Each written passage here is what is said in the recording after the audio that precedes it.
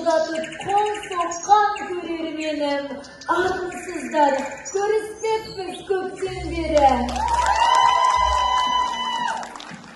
Міне нағыз мамандық дейтін кім бар, шын мықтыны танитын қай адам бар, ұстаз деген нағыз мықты мамандықты мойындайды ел болып әр адамдар. Ұстаз деген шәкірт жолын ойлайды, бүгінгі ұрпақ ел бақытын құрайды. Тәрбие емес, телефонды сұрайтын жас ұрпаққа ештеңе де қажет емес сыңайлы. Технология білмесең де зор қайғы, бірақ бұдан ұлттық тәлім сорлайды. Махаббаттан ада болған ұрпақтың мәңгүрттігі аш өзекті тырнайды.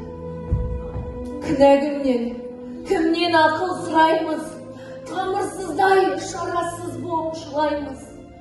Текті елдің ұрпағымыз дегенде мақтанышпен кеуден ұрған құдаймыз.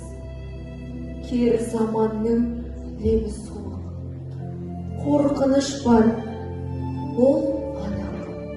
Қарт мөңкенің болжамнан шошып барам тайсалып. Ердің құнын екі ауыз сөзбен шешкен сұңғылам.